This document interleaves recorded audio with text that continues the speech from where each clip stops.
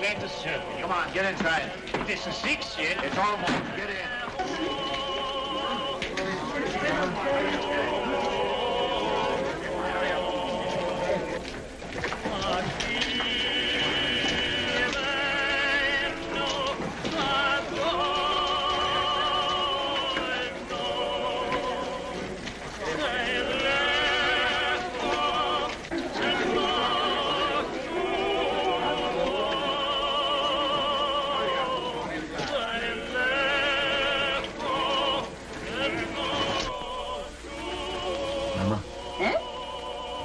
Locking up time.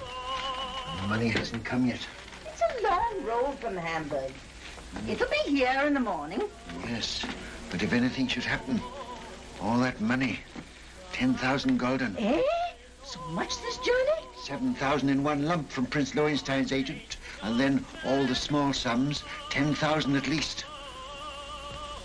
The roads are dangerous. Tomorrow morning it'll be here. Ah, we should be thankful, Maya. Business is good, eh?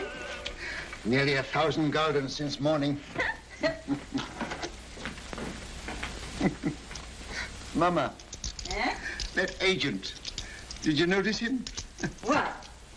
There he sat, sly and smiling, planning to rob this poor old Jew Rothschild.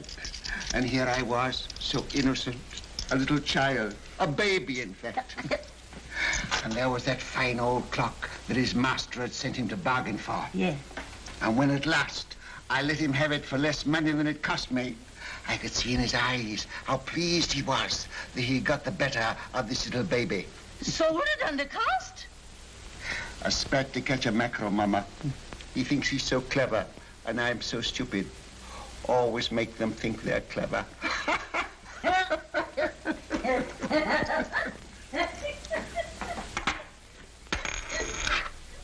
Mama! Eh? I've been robbed. Maya! Bad. A whole gulden. A dead loss. Bad. Are you sure? Sometimes they're only cracked.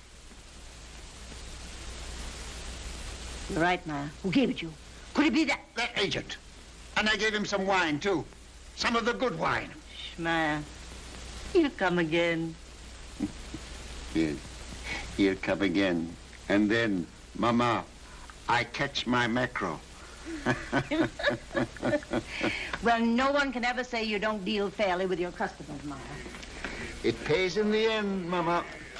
Now finish your accounts and I'll lay the supper. All right, Mama. It won't be very long now. The roast is almost done. Smells good. Huh? Looks good, too.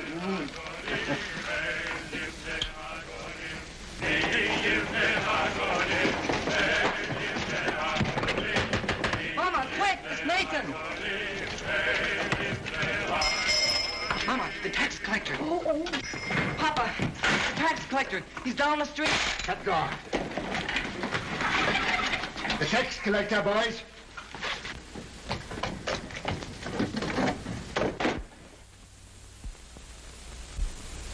Mama, put away the silver. I have.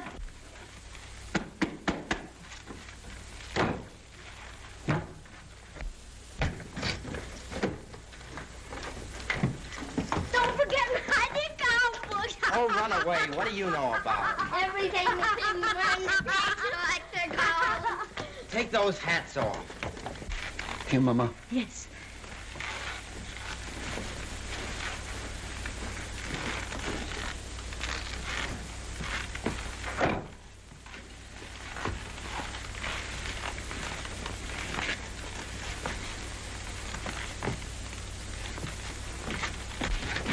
Hurry up, Carl. Come up, James.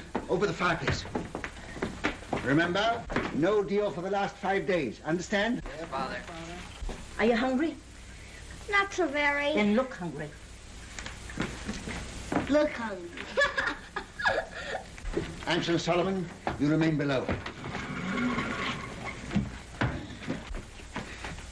Mama, hide the roast.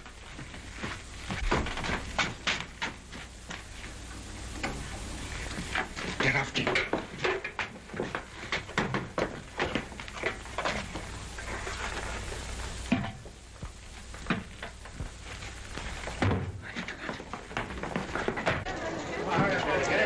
We'll take Rothschild next. Mama, take your sewing and sit there. Nathan, by me. Nathan, take your hands out of your pockets. Open up, Jew.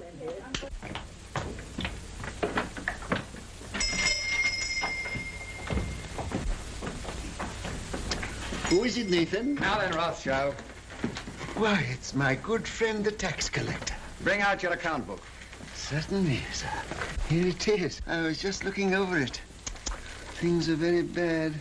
I was saying to my poor wife, Gudula, this is our friend, the tax collector. Never have I known such a bad month. No. For 5 days, not one garden have I seen. Customers come, yes, but they don't buy. No. And no one's traveling these days, so my exchange business is worse than nothing. I shall soon starve. Starve, eh? Huh. Something smells good. One of our neighbors must be having a roast. Close the window, Mama. What do you take me for? Now bring out the real books. Real books? Why, Excellency, I don't understand what you mean. Rothschild, you're doing more business than any Jew in Jew Street. You're going to pay 20,000 gulden. 20,000? Why, a council of the big merchants in the city doesn't pay as much as that. That's another matter. He's outside the ghetto. He's not a Jew. Oh, if you were going to kill me this instant, I could barely raise 1,000 gulden. Upstairs. That's the house. Pull the beds apart.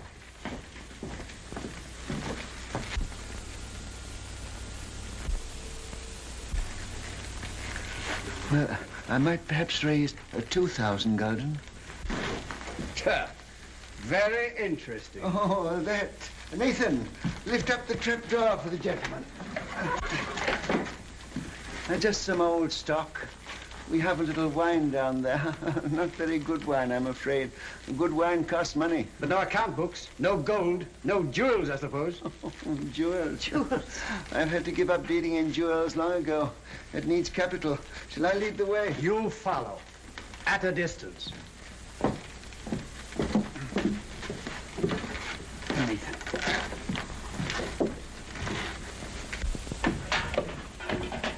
Stand up, Jew boys.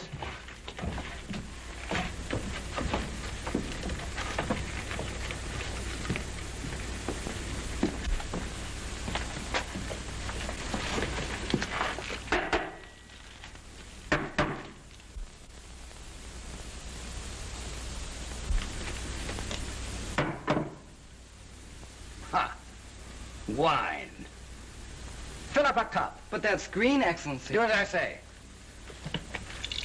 Oh, it had wine in it after all, eh?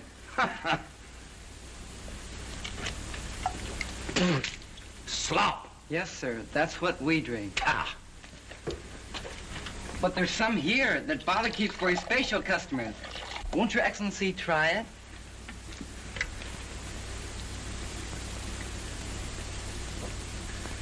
Ah.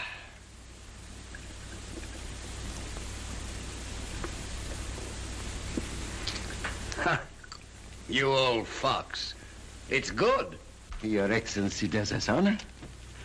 Rothschild, apparently you've been telling me the truth. So do you know what I'm going to do? No, Excellency. I'm going to charge you 20,000 gulden just the same. But I can't do it. There's not that much money in the whole ghetto. Rothschild, you'd like to pay only 2,000 gulden again, wouldn't you? Yes, Excellency.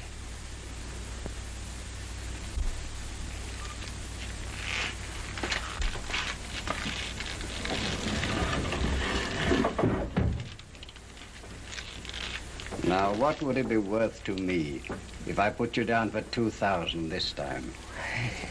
A very handsome present for Your Excellency.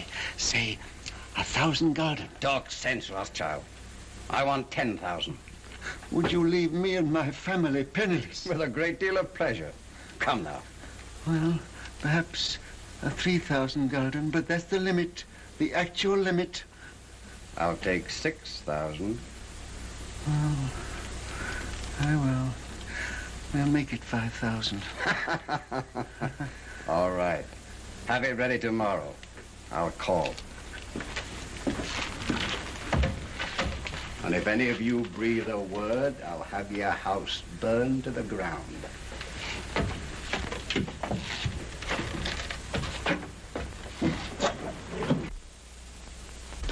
Boys, you did well.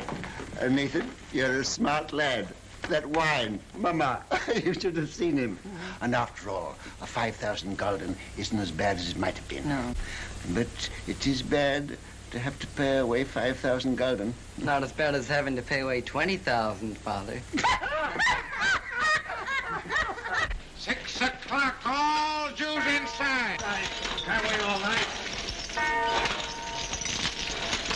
Come on, let's get out of this den of... What? Shall I go after him? I'll let him go. Mr. Rothschild! Mr. Rothschild! What's the matter? What's happened? The man who was bringing your money from Hamburg has been waylaid by the tax agents outside the city. What? They heard he was bringing the money to Jew Street. They might have killed him, but he got away. He got away with the money? No, they got it, Mr. Rothschild. They got the money. What? All of it? Yes, all of it. Do you hear that, Mama? Do you hear that, all of you? 10,000 gulden. Our money that we worked for. Why doesn't the Almighty strike them dead? Papa, don't get excited. It's bad for you. Listen, you are young. Your lives are before you. You've got to fight. Fight for yourselves. Fight for our people. Mama, I have to cheat the tax collector before my own children. Do you think I want to do that? I live honestly. I trade honestly. I want to be honest with them, but they won't let us. We are Jews, taxed to death, forbidden to learn a trade, forbidden to own land. They keep us in chains. They send men here to rob us. So work and strive for money. Money is power. Money is the only weapon that the Jew has to defend himself with. Oh, Mama.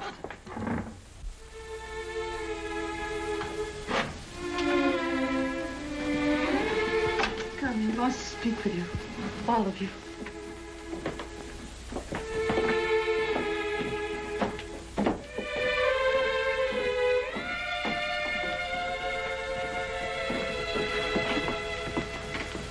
We're here, Papa. All of us. My sons, when I go, I leave you in your mama's care. She is wise, far wiser than I, and good. Do always as she says, and you will grow rich. Come closer.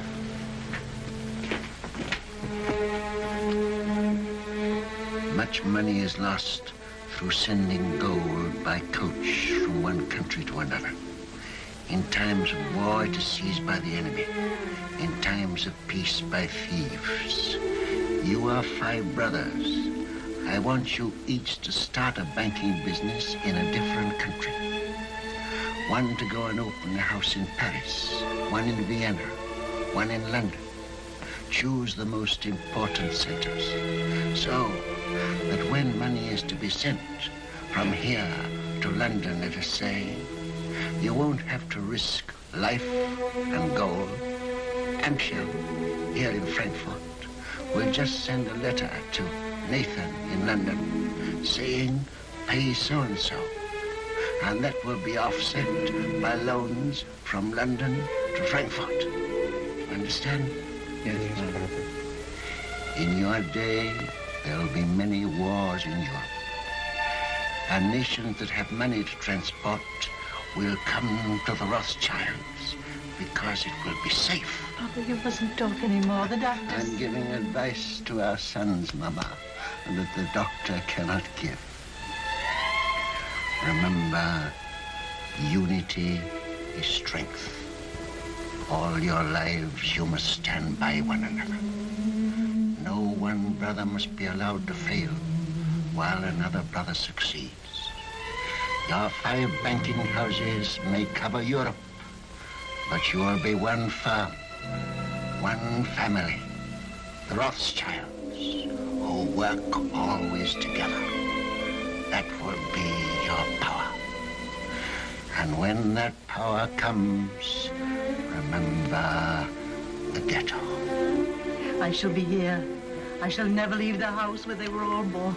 And remember this before all, that neither business, nor power, nor all the gold in Europe will bring you happiness till we, our people, have equality, respect, dignity, to trade with dignity, to live with dignity, to walk the world with dignity.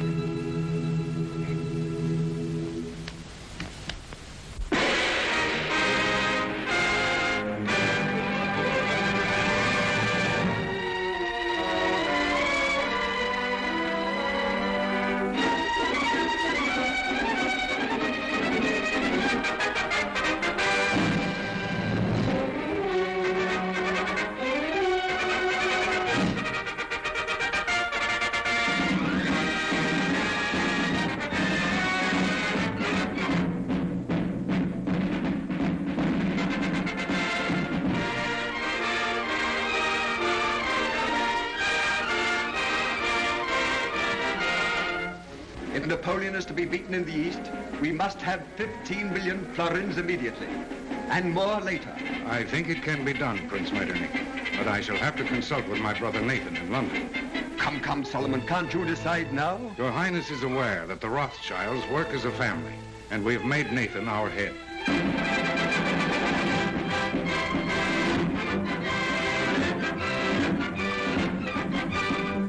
The Rothschild.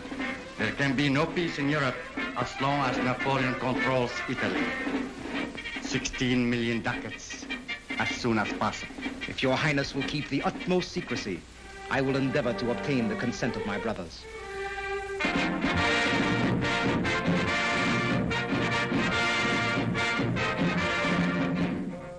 You must realize, Monsieur de Talleyrand, how difficult it is for the Paris House of Rothschild to help the Allies against Napoleon. My dear Monsieur James, I will be as secret as the grave, but we must have 50 million francs.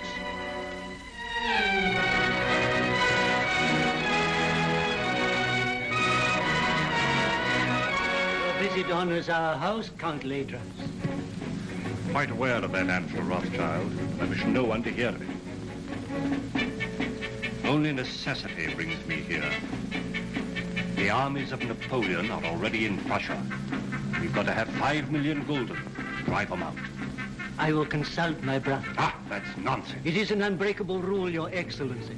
The House of Rothschild never participates in a deal of this importance without the approval of all the partners. But that is impossible. My brother Nathan in London is permitted to make a decision.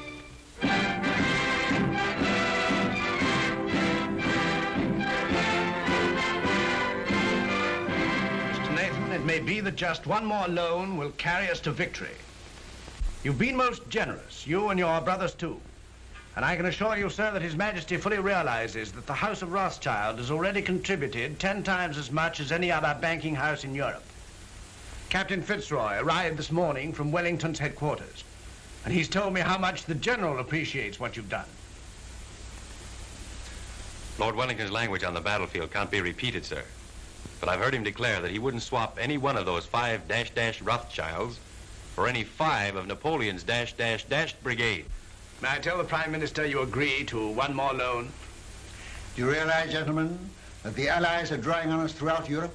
It's money that wins wars. It's money that makes wars. With 5 million pounds, we can hold Napoleon at bay.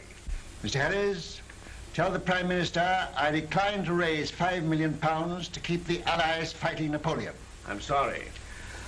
But you can tell Lord Wellington that the 5 Rothschilds will let him have 10 million if he'll guarantee to smash Napoleon. Oh, excuse my hat, gentlemen.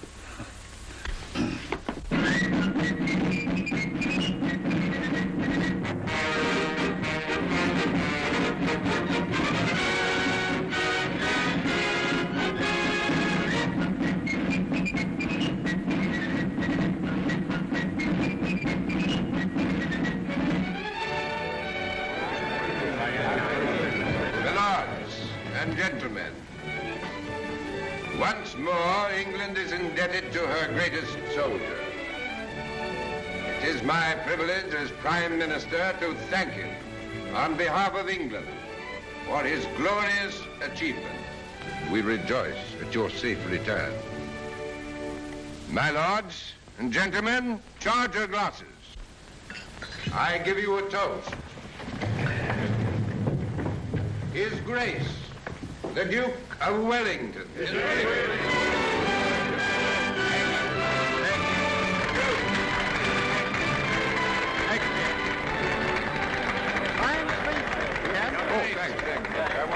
Well, that's over. Empty. Who's got some snuff here? Yeah, England's the greatest soldier. Yeah, that's all right. May I shake your hand, Your Grace? Thank you, thank you. Yeah, here he is. Why wasn't Rothschild here? There was some feeling. Wasn't he asked? Well, no, Your Grace. Some of these people... Wasn't the man who paid for these dash wars important enough? It wasn't a question of importance. It was... If he can't come here, I suppose we can still go there. Hey, Fitz. Yes, sir. Just as soon as I can get away, we're going to call on Nathan Rothschild. He ought to have been here. Dash slight, I call it. More snuff. You know where the old boy lives? Very well indeed, sir. Oh, you young blackguard. I'd forgotten about that daughter of his.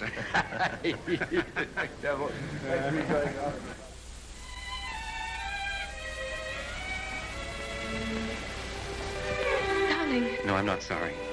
Not in the least. neither am I. Just started. I've been trying to tell you for a long time. I've wanted to kiss you. Yes, I know that. But when it came, it was so sudden, it rather frightened me. Frightened? The captain of the guards to protect you? Ridiculous. Well, the captain of the guards is a very dangerous person. Only to his rivals. You know you're a very conceited young man. Hmm? You haven't even asked me if I loved you. Well, don't you? Yes, I do. I love you more than anything else in the world.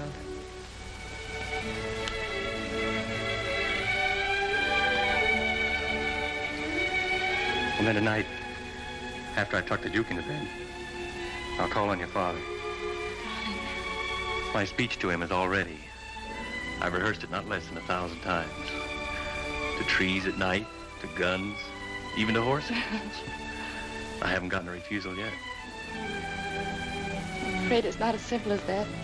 Some of those horses were pretty difficult customers. It's no use, darling. You're just dodging the real reason. You're being sweet and thoughtful again. But you're not making me forget that you're a Gentile and I'm a Jewess. Think of the shock to our families. This is no longer a family matter. It's Fitz and Julie.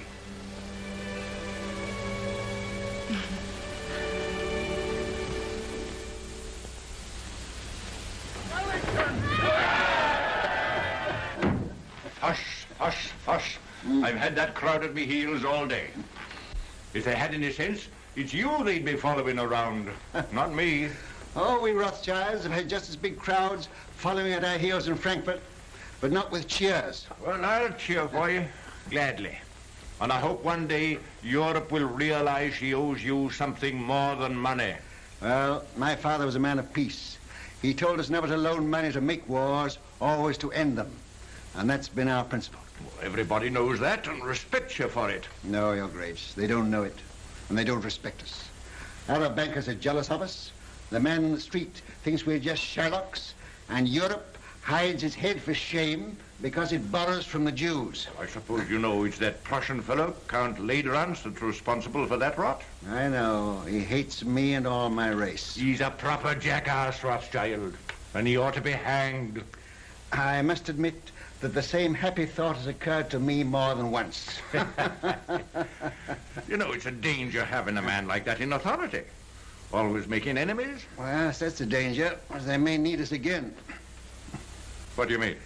Well, perhaps we're not out of the woods yet. Why, Napoleon's scotched. Napoleon's in exile, but he's not dead.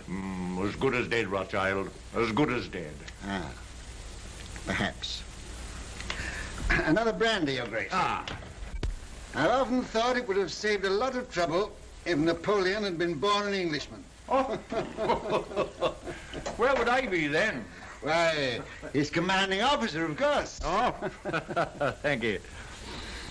Sound brandy you've got here, Rothschild. To the peace of Europe. Well, I'm a soldier. But I'll drink to that. I see, Rothschild. A little secret. Mind you, I oughtn't to tell you this, but I just heard this morning that they're going to float a dash big loan to put France on her feet. An enormous loan. The biggest thing ever issued. Yes? Well, they've got to do something. France has had 20 years of war and the whole country's torn up. But now they've got peace. They're going to get together, the 5 allied powers, and help her out. And the banking house that floats this loan will at once become the most powerful in Europe. Its prestige will be enormous. That's it. And now's your chance. Your Grace, I can't sufficiently thank you for this information. Mind you, it's a dark secret. But it serves the chuckleheads right for telling me. They ought to know by now I can't keep a secret. Send a message to Mr. Roth and ask him to come to me here at once. Yes, sir. We'll drink to the house that floats the new French loan. To the house of Rothschild. And its greatest member. Huh. Ah, there you are. Miss Julie. Your Grace? Mrs. Rothschild, you've got to watch this young rooster. I'm beginning to understand now why you were always asking for leave to return to London. Now that you do understand, I trust you'll let him come more often. It's against the regulation. Oh. I only saw Julie 5 times, sir. And once when you sent him with the dispatches to the Prime Minister, Julie was waiting for him at the corner of Downing Street. That I hope isn't against the regulations, Your Grace. Not if he didn't speak to you. We didn't think you knew about that, Nathan. Ah. I'm afraid it's time to go, Your Grace. All right. You can't fox this man. He's a magician. There's no question about that. Oh, I say, Rothschild, I've been told you knew about Napoleon's abdication 2 days before the War Office did. Is that true? Yes, but then the War Office never knows anything for 2 days after everybody else knows it. Yes, and then they take 2 more days thinking it over. But how did you do it? They say Indians get things by putting their ears to the ground, but you're not an Indian, are you? No, just plain Jerusalem, with a heart of gold. Ah. Well, I know something about sending dispatches. My man Fitzroy here is the best at that. But if I had 20 Fitzes, I couldn't do it in that time. You knew about Napoleon's abdication almost as soon as it happened. How the deuce did you do it?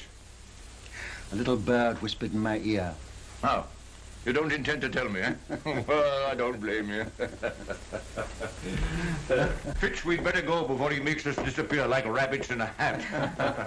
Mrs. Rothschild, you've a charming home. And a charming daughter. Your Grace. I hope that dash crowd's gone. Ah, again. Are they still there? Oh. And this is the man who faced the Grand Army. Hush, here, Fitzroy. Yes, sir. Brandy before the charge, always. Ah, there's military tactics for you. There's a young man who'll be a general someday. Thank you. Oh, goodbye, Rothschild. And remember, it's a dark secret. 1,000 thanks, Your Grace.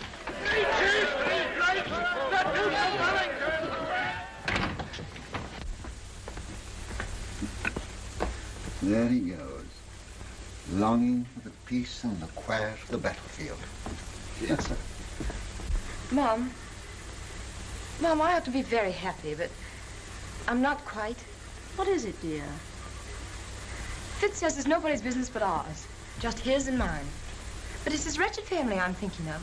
You know, Mother, nearly all of his aunts are duchesses and countesses, and oh, I'm so afraid they'll turn up their noses. He doesn't object to our money, I hope.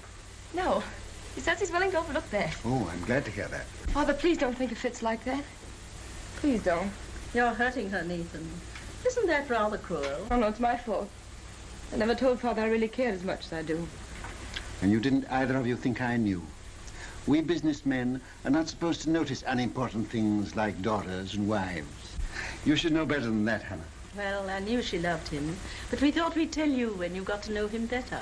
Julie, you know the tradition of our family. A Rothschild to marry a Rothschild. But I wasn't a Rothschild, Nathan. No, but you were Hannah. And you were one of our race. That's what frightens me, Mom. These dreadful prejudices. Could we bear it? Could Fitz bear it? I won't pretend, Julie, that I wouldn't rather you married one of your own people. It's a cruel barrier. Yeah. But the world's changed a bit, especially in England. There's no Jew Street here, and they're lifting other chains from us, too. So, perhaps... Oh, no, don't say perhaps. Say yes. What do you think, Hannah? I think girls should be allowed to make their own choice. Ah, I'm not sure that I agree with you. Oh, but this girl, Father. Well, it's about the first time that I've known a Rothschild to make a bad bargain. You are a Rothschild. And the Duke of Wellington has told me that the Rothschilds did a great deal for Europe during the war. Now, what have your Fitzroys done? Nothing. Beyond repeatedly getting leave of absence from duty and showing an unaccountable interest in orchids. And a remarkable taste in women. That doesn't show strength of character. Any fool could fall in love with you. Oh, but not any fool could get your consent. He hasn't tried But yet. he will. And when he does, you'll see him. Oh, you darling. Here's Roth looking positively shocked. Don't go, Julie. Oh, but I must. I'm engaged. Where are you going, Julie? I'm going out to the orchid house. Look at the orchids. Roth, I sent for you because I have tremendous news. This message must go to each of my brothers at once. By what His Grace calls our magic. Great news. Yes, indeed.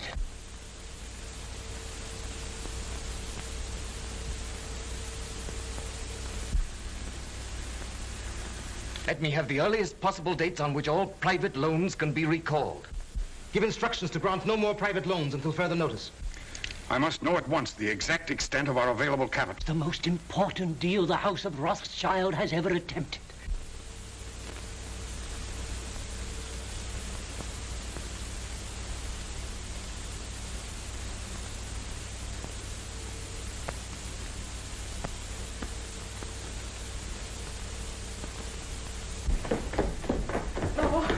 Let me look at you.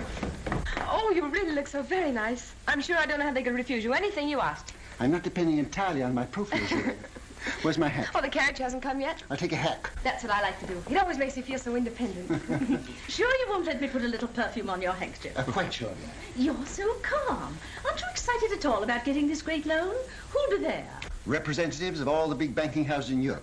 Baring will be there, of course. And the ministers of the countries interested, I suppose. I suppose so. Ladrange representing Prussia, Metternich from Austria, and the rest of them. Still, you feel pretty sure, sir, don't you? Sure of half of it, anyhow. I have private information that ours was the best bid. The largest loan in history. You know it's the proudest day of your life.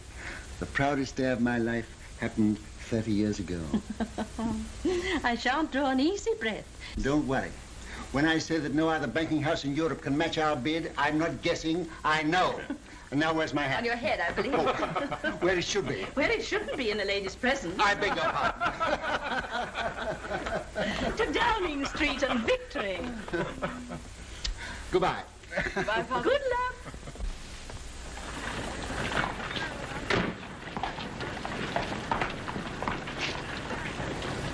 Thank you, sir.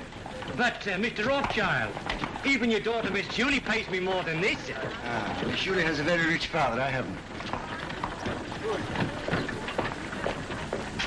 Mr. Rothschild. Mr. Gameler. Mr. Rothschild. How do you do? Very well, sir. How are you, Rothschild? Hello, Hope. Am I too early or too late? Early. They're still in the conference room. Oh, thanks. My lords and gentlemen,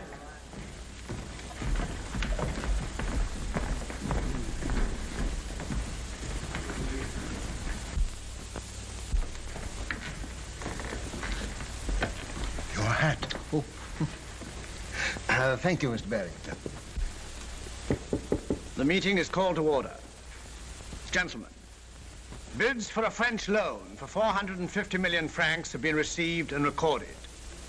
Offers to take all or a part of the issue of bonds, the greatest single issue in the history of European finance, were received from the following banking houses: J. Lafitte and Company, Paris; Gay Muller, Vienna; Hope, London; Bertrand de Lis, Madrid; Baring and Company, London.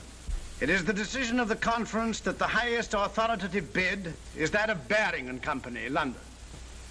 They will be awarded 3/4 of the issue at 71. There being no further...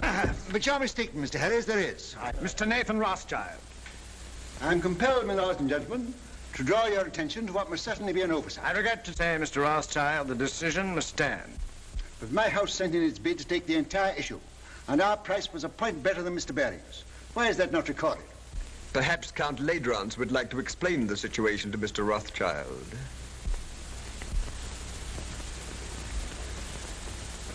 Your Excellency. Your bid was received, Mr. Rothschild. But to put it as delicately as possible, it was thrown out, shall we say, on a technicality. A technicality? What am I to understand by that? You are at liberty to give my statement any interpretation you choose. You mean, in brief, I am a Jew? Likewise, in brief, I do. Gentlemen, I must accept your decision. But since Count Ladrance has been frank enough to admit the reason for our exclusion, I venture to advise him that these attacks on my race are ignorant and futile. He may strike and strike again.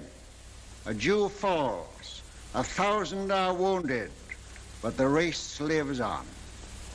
For unfortunately for His Excellency, we are evidently eternal.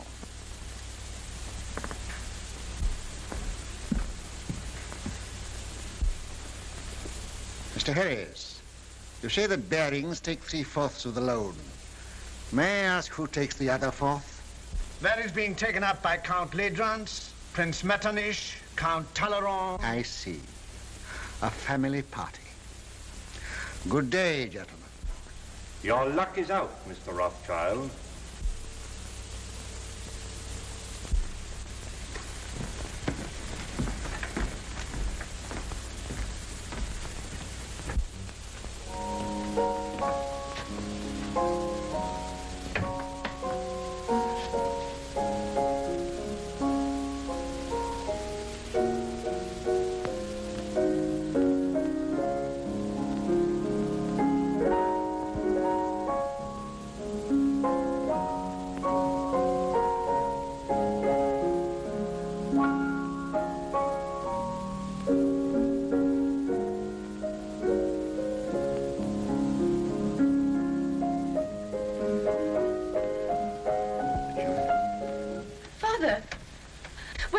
News. How stands the house of Rothschild? Well, they've been throwing stones at it. And I'm afraid some of the stones went wild and hit you usually. What do you mean? I've just come from a meeting of men in society, the kind of society to which Fitzroy belongs.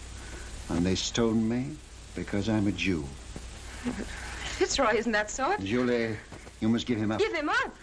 I can't. I know best. But you don't love him, I do. Will he continue to love you? Father, this isn't like you. You've always fought for what you wanted and got it. Well, perhaps I'm a fighter, too. This fight's been going on for 2,000 years. But things are changing. You said so yourself. I was a fool.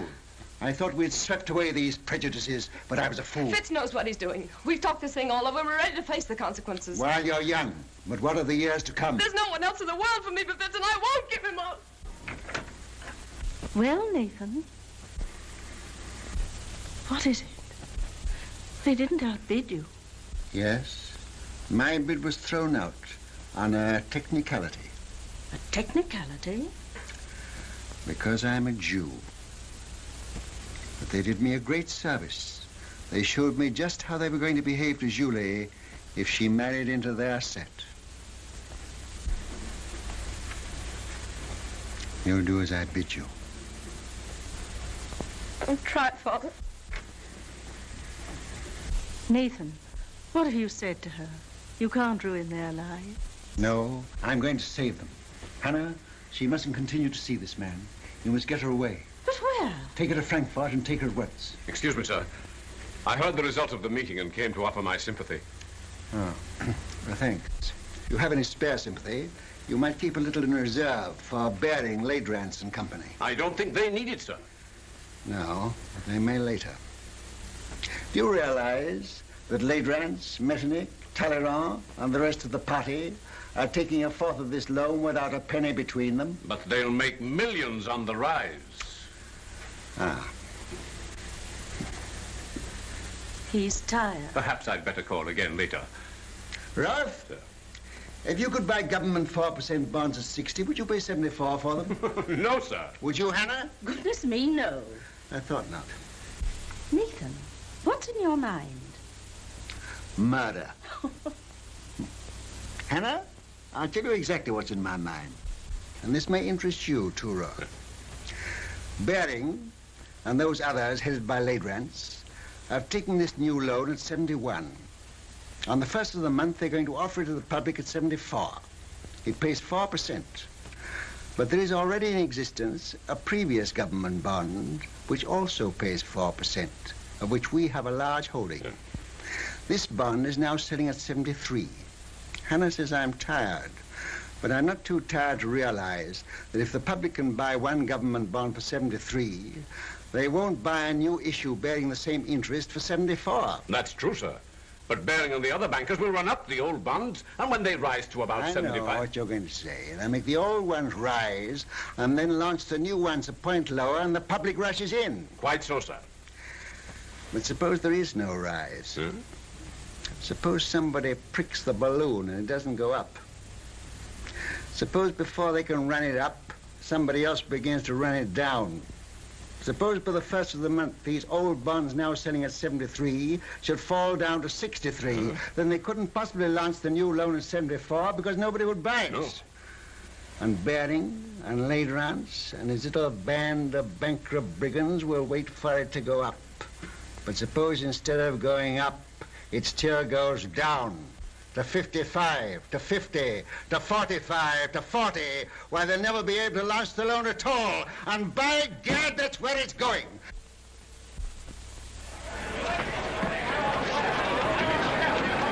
Sell. Sell.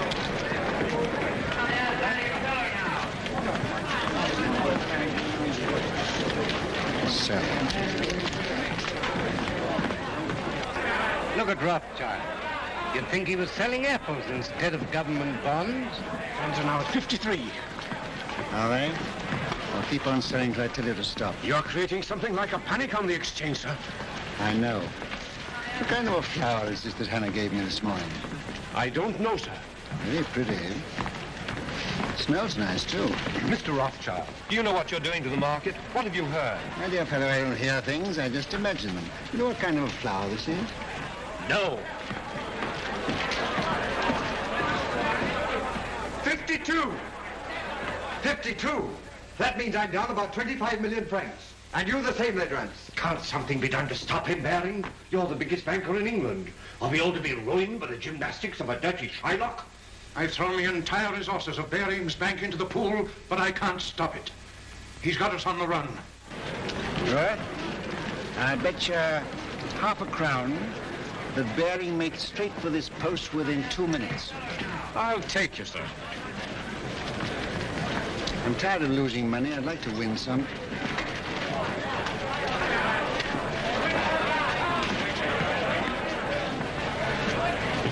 You're a magician, sir. Here he is. Mr. Rothschild, I don't have to tell you this is nothing less than slaughter. You know my position. I'm responsible for this new issue at 71, and you're making it impossible for me to put it on the market. We are both bankers. You knew I ought to have had a share of this loan. Why did you shut me out? Certain pressure was brought to bear on me. Ha! Ladrans. Well, yes. Then let Ladrans speak for himself. All right, Mr. Bering. I'll come. I'll follow you.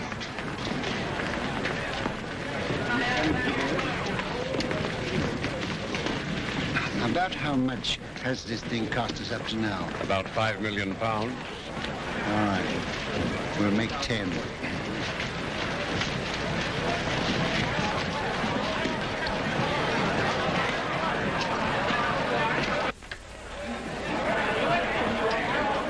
I hope I haven't kept you waiting, gentlemen, because I know you must all be very busy. We sent for you, Rothschild, to make you an offer. You resent being left out of this loan. Mr. Bering, as you know, holds 3/4 of it. He is prepared to part with half of that to you. Will that satisfy you? What about the other quarter? That, as you know, is held by us. Oh, yes, you bought it at 71. Well, we're responsible for it.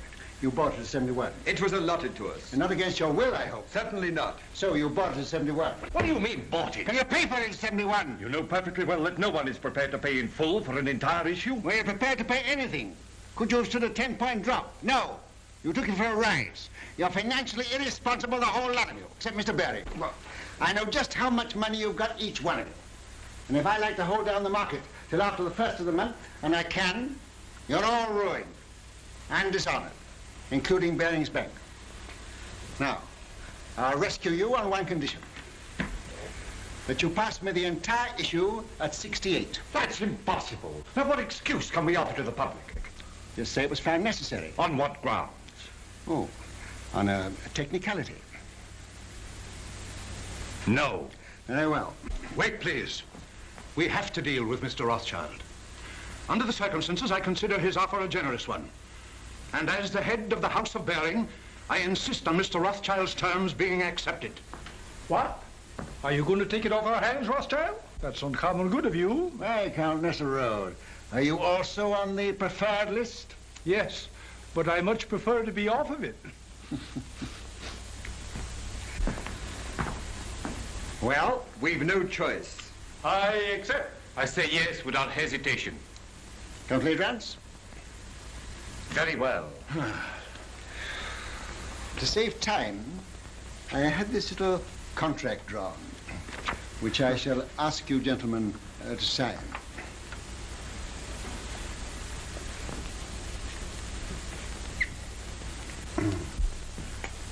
You seem to have been very sure of yourself. I was. Quite. Will you sign first?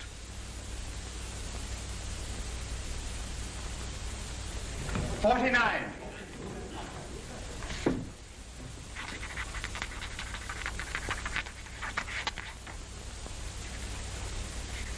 You won your fight with me, Jew. But remember, victory may be bought too dearly.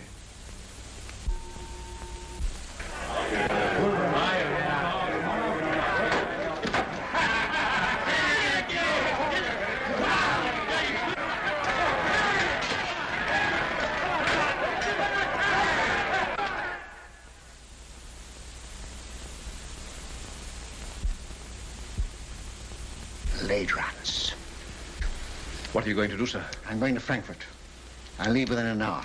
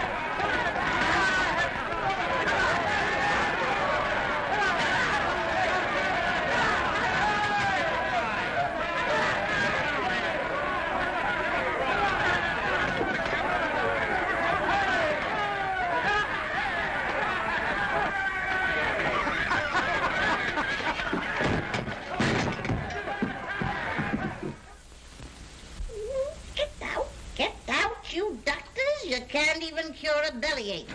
Take your pills and get out. You're no good.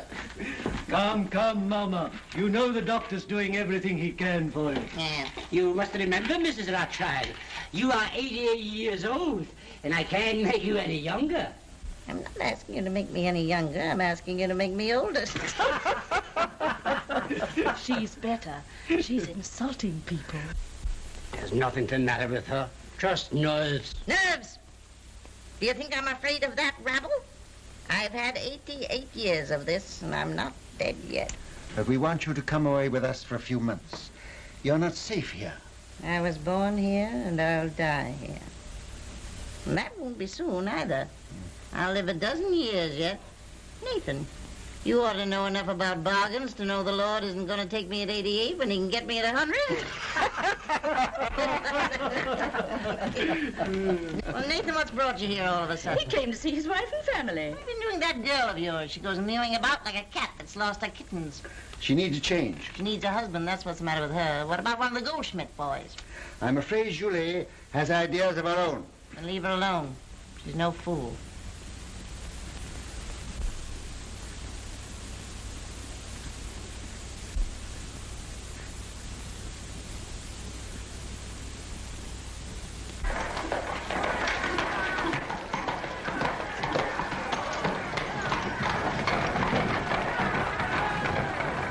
Can you tell me which is the Rothschild house? Yeah.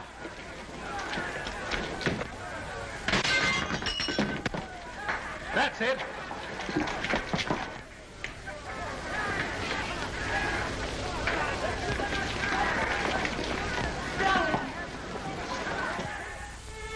What's the use of our pretending? I don't pretend to Father. He knows exactly how I feel. But you see, darling, he's determined too. But you know we can't give each other up. Sending you away from me only makes matters worse.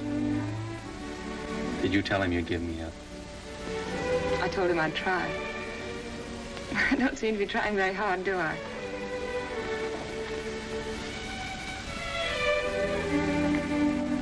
Let me look at you. How long did it take you to get here? How long have you been riding? I left yesterday morning. How'd you manage? I asked Nosy for leave. Who's Nosy? That's what we call the Duke behind his back. Oh. I think he guessed where I was bound for. Anyhow, he said yes. Of course, I'd no idea your father was here. No, of course not. What are we going to do? I'm going to see him and have it out. Fitz, Oh, darling. Won't you see this through with me somehow? I've got you and I'm going to keep you.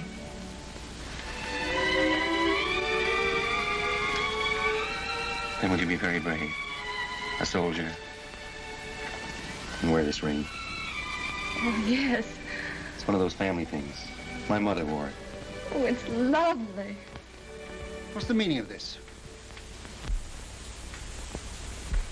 Father, Fitz has only just arrived. I saw him and brought him in here. Does your mother know? No. No, nobody knows but us. Why are you here? You knew my wishes? I came here for the same reason you did, sir. I heard there was trouble and Julie was in danger. Go to your mother. I'd rather stay and hear what you have to say to Fitz. Please go, Julie.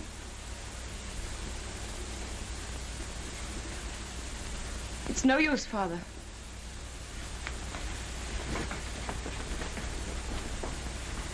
I had a good reason for keeping you and my daughter apart. I desire that you respect my wishes. If Julie weren't agreeable, I wouldn't be here, sir. But her happiness is involved as well as mine. Unfortunately, we differ as to where her happiness lies. What has changed your attitude toward me, sir? Captain Fitzroy, I doubt whether there's a single man in London today who would suspect me of being a sentimental fool, which apparently I have been. But fortunately, I have a certain amount of common sense, which sometimes comes to my rescue. You'll please understand that your attentions to my daughter are objectionable to me. What is your objection? You're not of our race. That's an objection I think you might have raised a great deal earlier, I sir. was a sentimental fool. Walk through this ghetto. Go into the Jewish quarter of any town in Prussia today, and you'll see men lying dead. Julie's people killed by your people for but one crime, that they were Jews. Now do you understand? I'm sorry, sir, but I still love Julie. Julie is a Rothschild, and she'll not marry without her father's consent. Good day.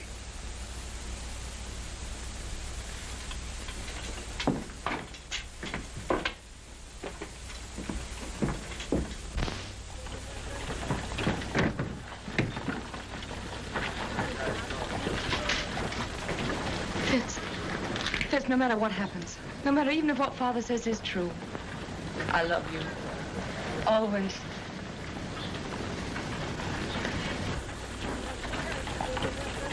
The Jews of Prussia know that this uprising is the direct result of your quarrel with Ladrans, and that has made them bitter against you. Fools, Nathan has done more for the Jews in England than any man who ever lived. England isn't Prussia, Mama. Ladrans has his agents everywhere. They spread lies and propaganda. You've got to put the screws on. Money is the only screws we have. And now, with Napoleon in exile, Ladrans and the Allies need us no more. It's queer, isn't it? We fight for the peace of Europe, and with peace, we lose our power. Well, you've got to do something.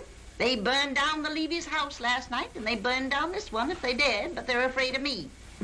You tell all those kings and ministers you feed that if they don't stop this outrage, you'll stop their pocket money. If I thought Ladrans would listen, if I thought I could make him call off his dogs, I'd go to him. But now, don't worry, Nathan, and make yourself sick. The Lord isn't going to desert us. So take a rest. Leave the work to him.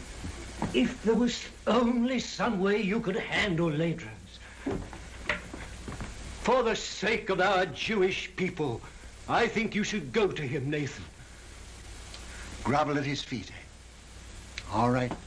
If you think so, I'll go. He must have his price, and whatever it is, I'll pay it.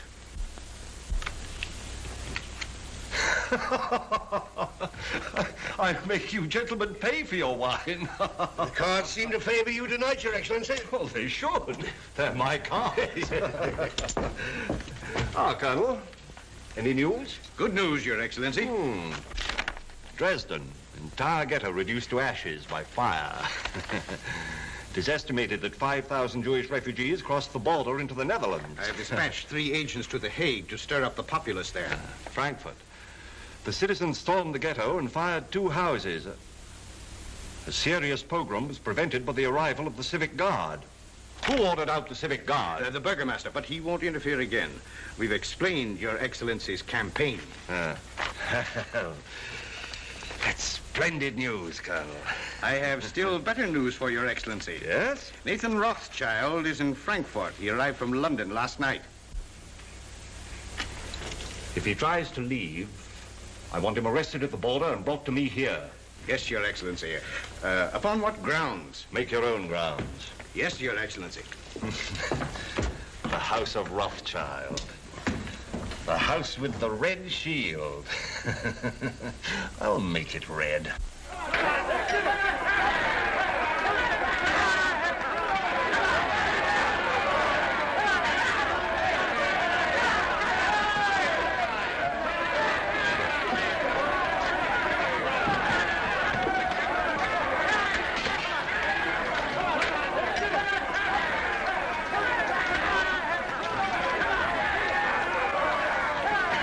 That's him, the one in the heavy coat. Goodbye, sir. And I promise you I won't come back without an agreement from Ladrans to stop this Pope, whatever the cost may be. May God be with him. Send word to stop his carriage as he starts to pass through the city gate. Seize him and place him under arrest. Quick. Mr. Rothschild! Mr. Rothschild! What is it, Schumann? The Smiths just arrived at the office, sir. It's for Mr. Nathan. Me? Yes, sir.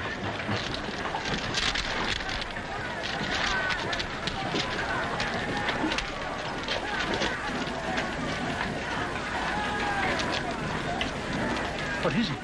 Napoleon has escaped from Elba. The French are rallying to his banner by thousands. This means war. Another war. Now you can go to Ladrans. Now he needs you, and we'll have to see him. No, I won't go to Ladrans. Ladrans will come here to the ghetto. Michael, bring my baggage back. I'm not going. Very well, sir. Of course, Wellington, I'm Prime Minister, but you're the idol of the people. My dear fella, I'm going to retire quietly to the country, surrounded by me dogs and me books and... Yes? For his grace. Ah, for me, eh? Will you excuse me? Yes, yes, yes. Ah! That blasted little Corsican is back. What? Oh, Ladrans! I gave orders not to be disturbed. It's important, sir. Word has just reached us. Napoleon has escaped and is in France mobilizing his army.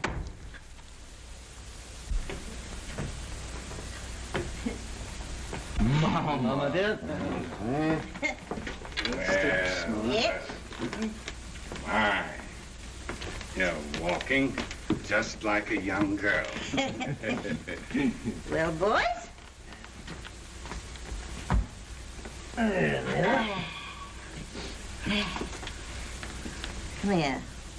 Let's have another look at you. Yeah, you're all growing up, aren't you? Nathan, I think you're getting fat. I'm proud of you. All of you. Your father would have been 92 today. Ours is the richest banking house in Europe, and we're still being kicked. It looks as though we haven't played our cards very well, doesn't it? Perhaps we haven't. I'm not criticizing. I think we're open to criticism, Mama. And that's what has brought us all together here today. Oh, is it? I thought you came here to see me. It seems it takes a war and a Jewish pogrom to get us all together nowadays. Now, that's not fair, Mama. You know we Well, always don't let's come. waste time in compliments. What have you come for? James.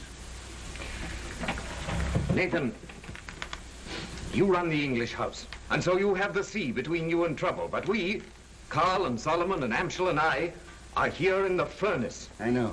And with Napoleon on the map again, our position is intolerable. Napoleon will be in Paris in a week, with the whole army rallying to his banner and deserting Louis. Napoleon's soldiers must be paid, and if he can't borrow money, he'll take it. Has he suggested a loan? Yes. He sent for me as head of the Paris house. I went to see him in Lyon, and he made a definite proposal. Now listen, Nathan, before you give an opinion. We've issued 450 million francs worth of bonds for a government which started packing at the first blast of a bugle. Napoleon guarantees the payment of these bonds down to the last centime, and on future loans he agrees to double the interest offered by his enemies. What have the Allies to offer us? From the simple standpoint of business, we shouldn't hesitate a day longer. A refusal to support Napoleon means not only the probable loss of a murderous sum, but James's Paris business, my Naples business, will be wiped out like that. And Amschel's and Solomon's are in great danger. It's no longer a question with me. We should support Napoleon. As far as I can see, the Allies seem to be under the thumb of a tyrant from Austria and a scoundrel from Prussia. Metternich and Ladrance. Mama has said we are still being kicked. And she's right. For a quarter of a century we have stood with the Allies, and apart from what we've got out of it personally, houses, fine clothes, carriages, as Jews, we are just where we started, in the Jew street, waiting for the change to be put up. I agree with the others. We've got to transfer our support to Napoleon and start over again with him. Well, son? You're right, all of you. Every word you've said is true. But still, we must fight Napoleon. Why? Well, because we're the Rothschilds. For the time being, anyway, we're something more than 5 rich Jews looking for the main chance. We know, the world knows, that until Napoleon is gone forever, there can be no peace in Europe for Jew or Gentile. You can't deny it, any of you. We've got to take the risk. We've got to swallow our pride, to stomach our resentment. We've got to go against every normal, selfish impulse in us and do what is right for the world. We can go hand in hand with Napoleon and spread this war over years. We can pay for fire and blood till all Europe is a slaughterhouse. And the Jew would stand as a pawnbroker in lives. We can't do it. We must stand as we've always stood. Not for war, but for peace. And if we all go down, we'll go down with honor. We leave no shame anywhere. My son, that is what your father would have said. You're right. I agree.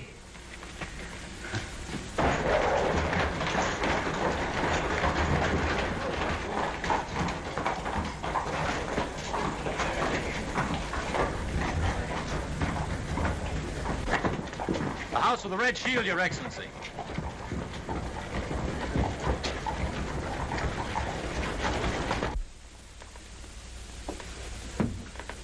The Philistines are upon us. Who is it?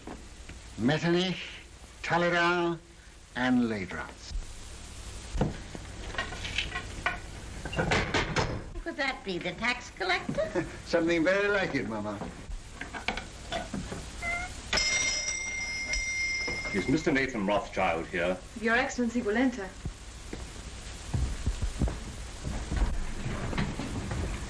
Lords, this is a great pleasure.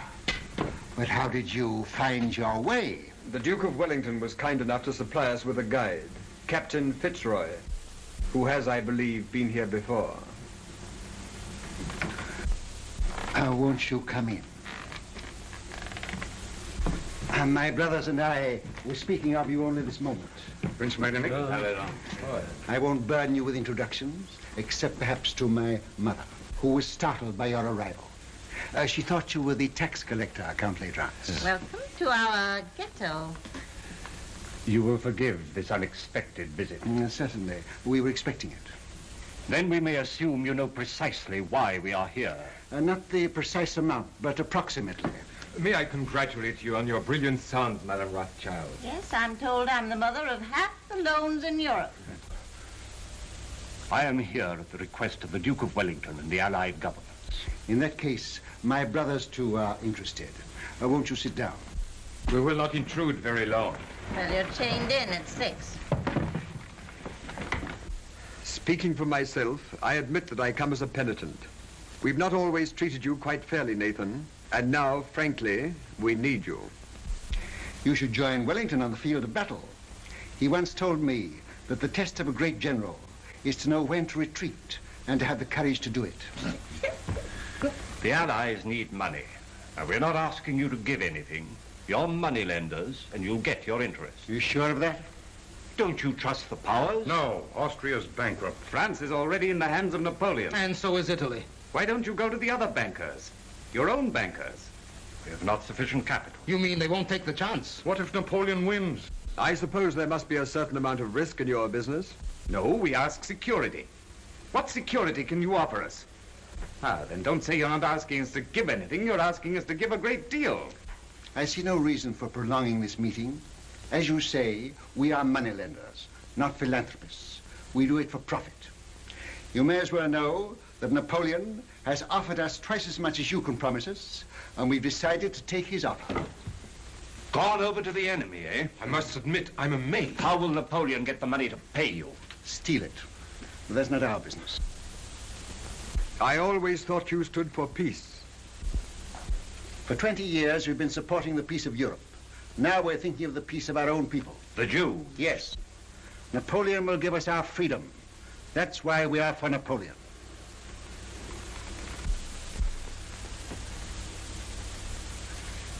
Is that your only reason for deserting the Allies? I resent being cross-questioned by you, Count L'Aidrance. I think His Excellency was about to make a proposition. Oh. Well, if we gave you all the freedom that Napoleon could give you, would you then be willing to sacrifice the financial advantage of his offer? Count L'Aidrance, we are moneylenders. Come, Nathan, after all these years. What do you offer? What do you want? Brothers, may I speak for you? Yes, of course. We require an agreement, a treaty, signed and guaranteed by your governments, giving to our people absolute freedom. In this agreement, they would lose their chains. They would have the right to follow any trade, to own land, to live with respect, and you remember what our father said, Mama? To walk the world with dignity. I fear we will have to lay that before our respective governments. You are your respective governments, and you know it. The day this agreement is signed, the resources of the House of Rothschild will be at your command, and not before. Very well, we accept.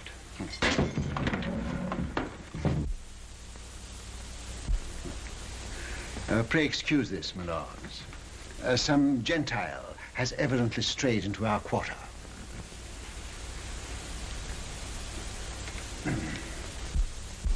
Goodbye, Granny. Goodbye, my precious. Goodbye, dear. Who's got my hat? Oh, here you are, Father. Oh. James. Father, I'm going out of the carriage with Michael. All right, my dear. James, it's of vital importance that we should have first-hand news from the field of battle. Somebody to be close to Wellington's troops. Whom can we trust? In time of war, nobody.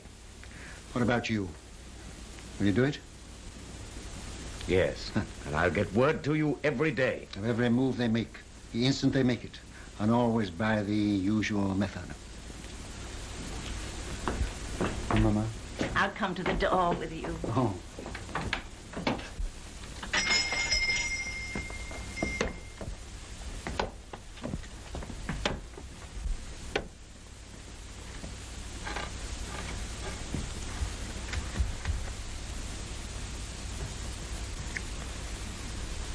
You won't let it be a long war, will you?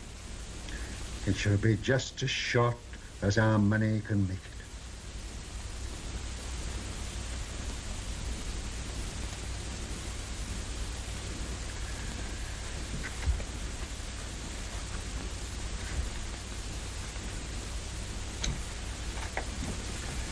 Good luck. Goodbye, Mama.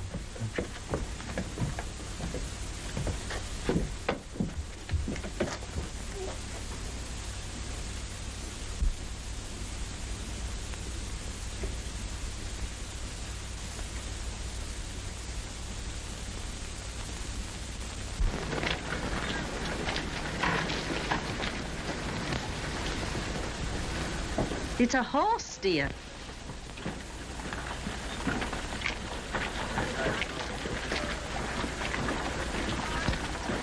This time I'm here by command of the Duke of Wellington, sir.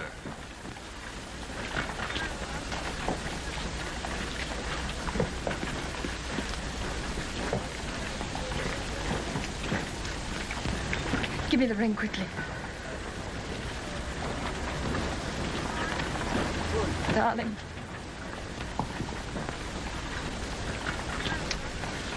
Well, I must say I hope the entire war isn't going to be conducted on this romantic basis.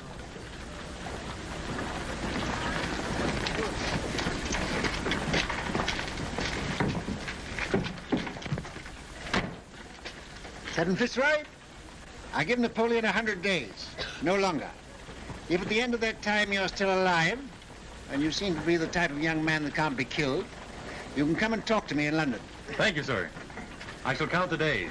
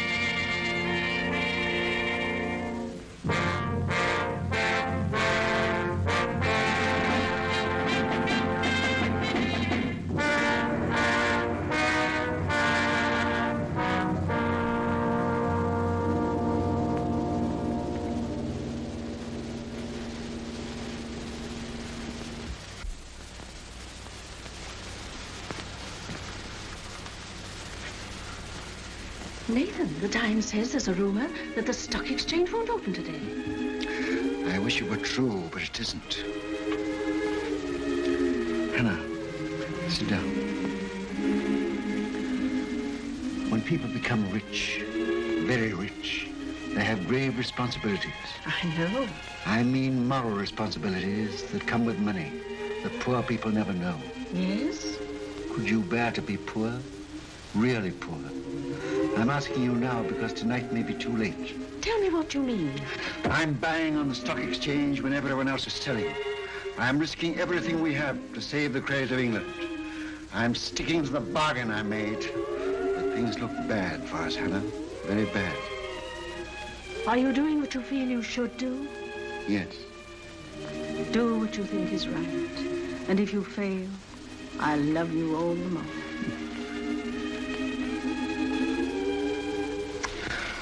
And whatever happens, with your love and your flower in my buttonhole, I'll still be the richest man in the world.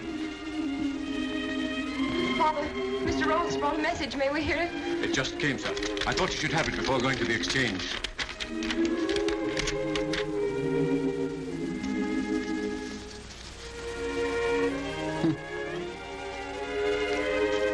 Napoleon has thrown entire Grand Army against Wellington. James. Worse and worse.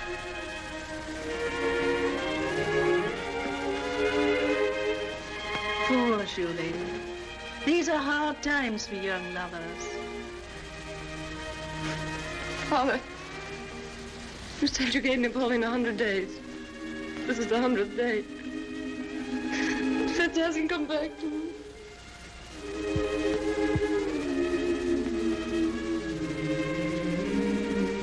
Remember, I'm a magician. My day may be over, but I know there's a message of love and hope on its way for you.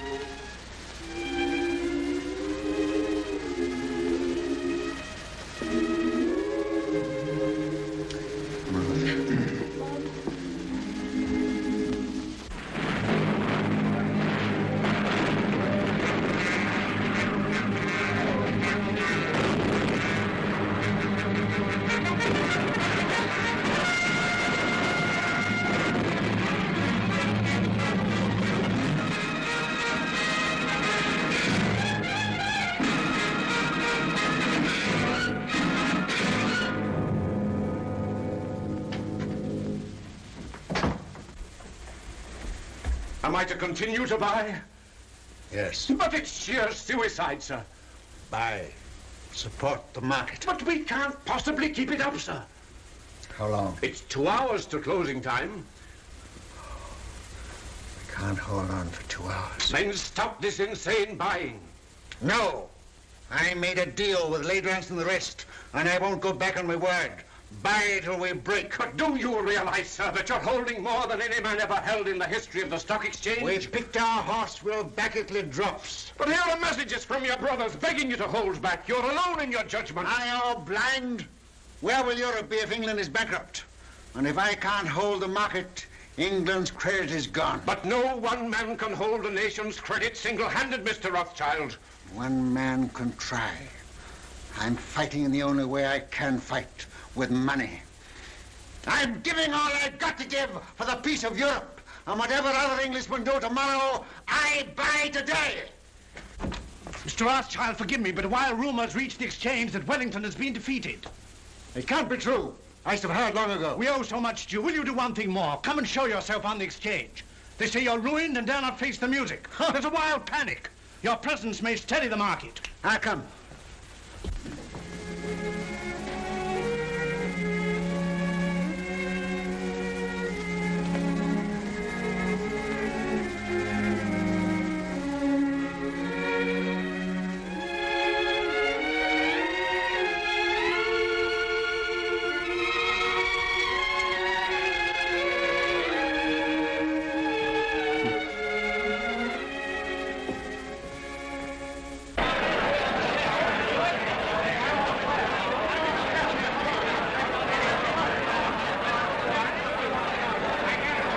Too late, Mr. Rothschild. You backed the wrong horse this time. Rothschild, you've lost your luck.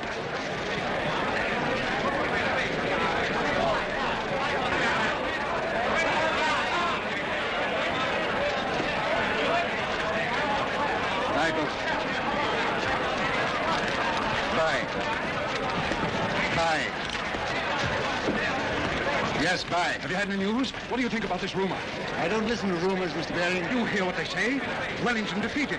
You mind telling me what you're going to do? I have no objection to all London knowing what I'm going to do. I'm buying.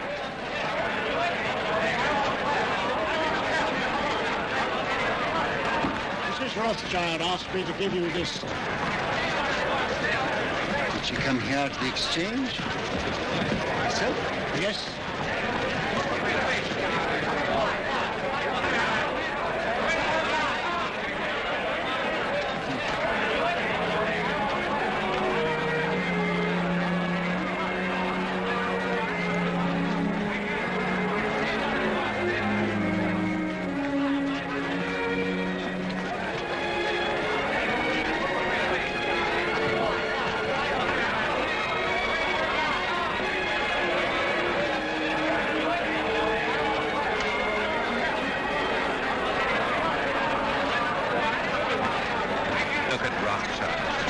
See such a cold-blooded fish?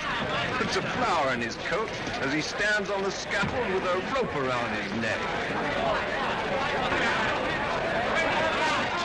News. Just arrived.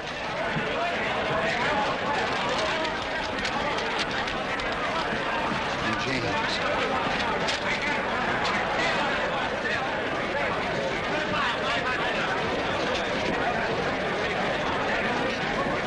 Wellington victorious at Waterloo. Napoleon defeated. The war is over. Gentlemen, listen. I have news from Waterloo. Napoleon is beaten. You've been overfine. Don't play tricks on us. It's Waterloo. It is true. Wellington has won at Waterloo. Where? How did you get the news? Yes, how did you get the news? I carry a pigeon. My pigeon post from the battlefield. Now you know our secret. Now will you buy? Buy with every security you have. Buy without security. Buy with the clothes on your back. Buy.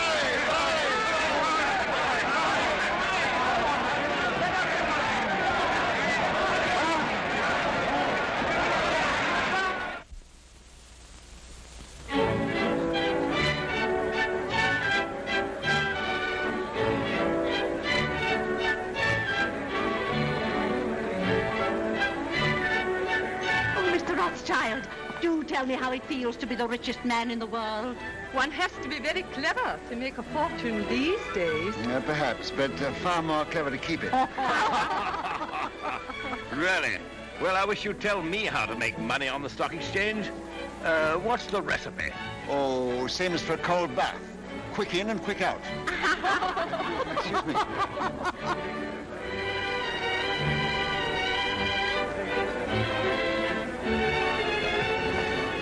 Take your hands out of your pockets. I cannot.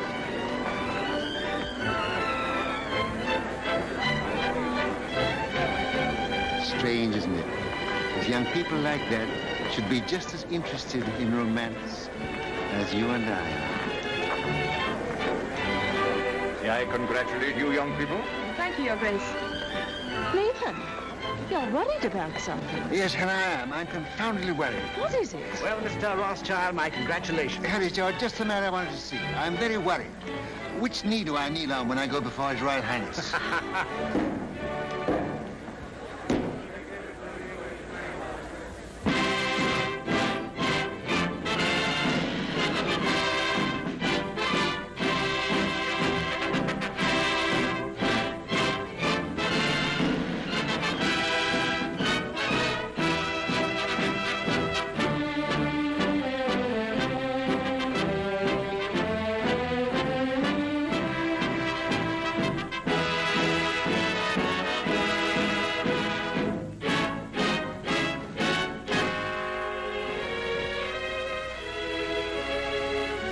England is deeply grateful to her adopted son, who by his generosity and courage played so large a part in bringing victory and peace to Europe.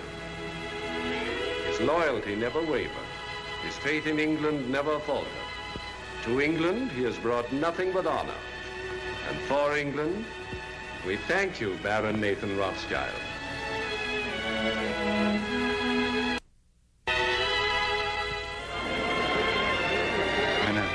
I used the wrong knee.